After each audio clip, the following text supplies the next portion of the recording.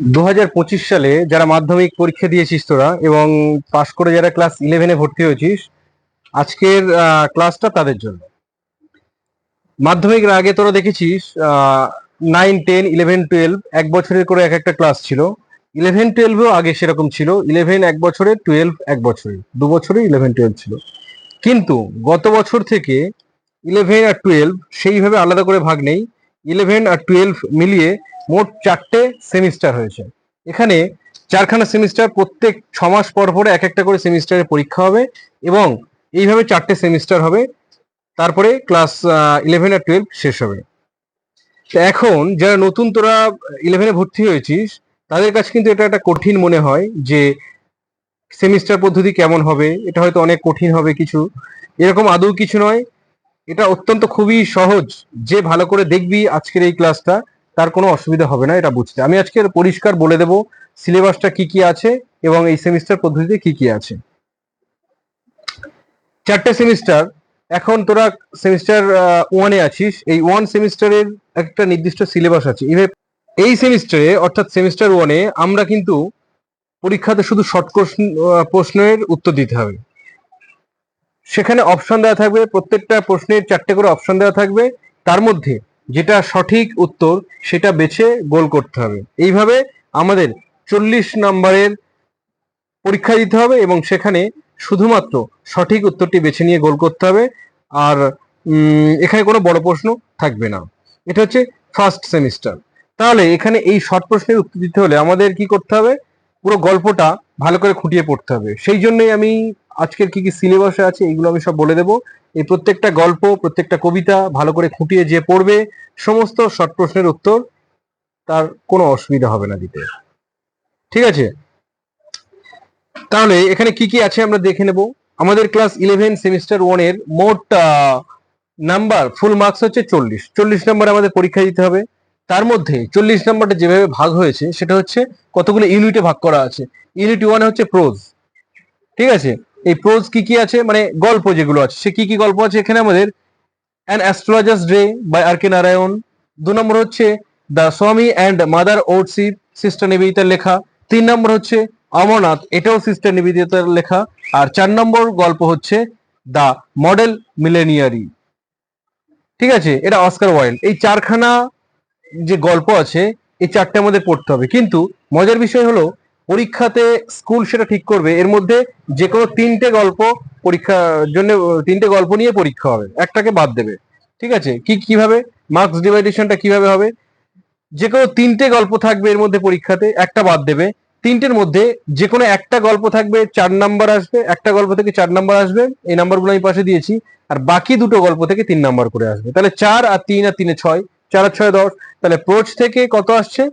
10 number আসছে। বুঝতে পারলাম? বুঝতে পেরেছিস তো? তাহলে এখানে কি বললাম, যে কোনো 4টের মধ্যে যে কোনো একটা গল্প থেকে 4 নাম্বারের প্রশ্ন আসবে, আর অন্য 3টের মধ্যে যে কোনো দুটো গল্প থেকে 3 নাম্বার করে 6 নাম্বারের প্রশ্ন আসবে, আর একটা গল্প থেকে কোনো প্রশ্ন আসবে না। তাহলে 4 প্লাস 6 10 নাম্বার এখান থেকে আসবে, প্রোজ থেকে আসবে। ঠিক একইভাবে ইউনিট 2 এখানে আছে ভার্স বা পোয়েট্রি। এই পোয়েট্রি থেকেও একইভাবে 3খানা পোয়েট্রি আছে।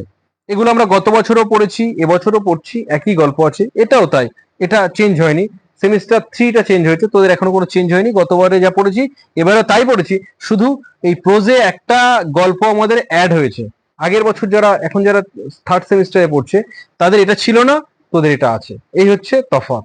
এইটা 4 নম্বরে যেটা, এটা অ্যাড হয়েছে। বাকি এগুলো আগেও ছিল, মানে আগের বছরে ছিল, এখনো আছে। তাহলে ভার্স কি কি আছে? 1 নম্বর composed upon Westminster Bridge, William Wordsworth, খুব দারুণ কবিতা এটা। এগুলো লিখেছেন এখান থেকে 4 নাম্বার। 2 নম্বর হচ্ছে দ্য বেঙ্গল সেলার্স, সরোজিনী নাইডু, এখান থেকে 3 নাম্বার আসবে। আর তৃতীয় যে কবিতা সেটা হচ্ছে দ্য সেকেন্ড কামিং, এখান থেকে 3 নাম্বার আসবে। লিখেছেন উইলিয়াম ডাব্লিউ বি ইয়েটস। বুঝতে পারলাম? তাহলে এই হচ্ছে আমাদের প্রোজ আর পোয়েট্রি। এটা থেকে 4, 3 প্লাস 3, তাহলে 10 হলো। তাহলে এখান থেকে 10, এখান থেকে 10, আমাদের টোটাল মার্কস কত? 40। তাহলে এখান থেকে 10 হলো, আমি একটু লিখে দিলে বুঝতে পারবে হয়তো। এই প্রোজ থেকে টোটাল কত হলো? টোটাল হলো 10। পোয়েট্রি 3টে, এখান থেকে টোটাল কত হলো? 10। তাহলে 10 মার্কস হলো এখানে, এখানে 10 মার্কস হলো। এবারে আসি কোথায়? এবারে দেখ তোরা ইউনিট 3 কি আছে, র্যাপিড রিডার। র্যাপিড রিডার এখানে শেক্সপিয়ারের কিছু ড্রামা আছে যেখান থেকে কতগুলো অংশ তুলে দেওয়া আছে। 1 নম্বর আছে ম্যাকবেথ,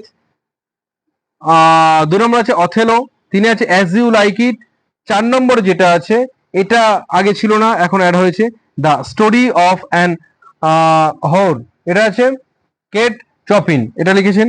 আর 5 নম্বর হচ্ছে দ্য ওপেন উইন্ডো, সাকি লিখেছেন। তাহলে এখান থেকে তোদের কি হবে, এই যে 5টা গল্প আছে এর মধ্যে 3টে গল্পের উপরে পরীক্ষা দিতে হবে, ঠিক আছে। তার মধ্যে একটা গল্প থেকে আসবে 4 নম্বর, আর অন্য দুটো গল্প থেকে 3 করে 6 নম্বর। তাহলে 4 আর 6 10, তাহলে এখান থেকেও 6 10 হয়ে গেল আমাদের, বুঝতে পারলাম। তাহলে আমাদের টোটাল নাম্বার 10 20 10 30, আর থাকলো 10। তাহলে সেই 10 নম্বরটা কোত্থেকে আসবে, সেটা হচ্ছে ইউনিট 4, সেখানে আছে গ্রামার। গ্রামারে কি আছে, গ্রামারের মধ্যে আমরা আগে যেগুলো করেছি 9 10-এ পড়ার সময় যেগুলো করেছি সেগুলোই আবার করতে হবে, সেখান থেকে আসবে। কি কি আছে এর মধ্যে, টেন্স আছে, ভয়েস আছে, ন্যারেশন চেঞ্জ আছে, সেখানে আছে ফ্রেজাল ভার্ব আছে, এছাড়া কোনো ট্রান্সফরমেশন অফ সেন্টেন্স হতে পারে, বা বিভিন্ন রকমের গ্রামাটিক্যাল বিভিন্ন আইটেম থাকতে পারে, এই সমস্ত কিছু জিরান থাকতে পারে, সবকিছু থাকতে পারে, সব মিলিয়ে এখানে আসবে 5 নম্বর, ঠিক আছে। আর ইউনিট 5 যেখানে আছে কম্প্রিহেনশন, কি আছে এখানে আছে আনসিন, এখানে একটা আনসিন দিয়ে দেবে, সেটা পড়তে হবে, সেখান থেকে 5টা শর্ট প্রশ্নের উত্তর দিতে হবে। কত হলো, 5। তাহলে এই হলো 5। তাহলে টোটাল যোগ করতো, মাধ্যমিক পাস করে থাকলে যোগটা করে দেখা, 10 20 30 35 আর 5 40, তাহলে এই হলো কত, 40 নম্বর। তোরা সব পারবি, সব মাধ্যমিক পাস করেছিস তো। তাহলে টোটাল 40 নম্বর মিলে গেল। এই 40 নম্বরের উপরে আমাদের পরীক্ষা দিতে হবে সেমিস্টার 1, বুঝতে পারলাম। তাহলে এইগুলো এই সব সিলেবাসটা কভার করতে গেলে আমাদের কি করতে হবে, ভালো করে এই গল্পগুলো পড়তে হবে। আমি সমস্ত গল্পগুলো লাইন বাই লাইন ধরে ধরে পড়াবো, বাংলা মানে সহ। তোদের কি করতে হবে, ভালো করে বুঝতে হবে, এবং যে গল্পটা ভালো করে মন দিয়ে শুনবি তার কিন্তু কোনো শর্ট প্রশ্ন বাধার জায়গা নেই, কোনো শর্ট প্রশ্ন বাঁধবে না। পরীক্ষার হলে গিয়ে এদিক ওদিক ঘাড় ঘোরাতে হবে না, নিজের মাথা থেকে বার করবি আর শুধু গোল করবি, তাতেই নাম্বার হবে, বুঝতে পারলাম। তাহলে এই সিলেবাসটা আগে তোদের ভালো করে বুঝতে হবে, তারপরে পড়তে হবে, ঠিক আছে। আজকে এই সিলেবাসটুকু বোঝালাম, আমরা এর পরে অন্য কোনো দিন ক্লাস শুরু করবো, ঠিক আছে।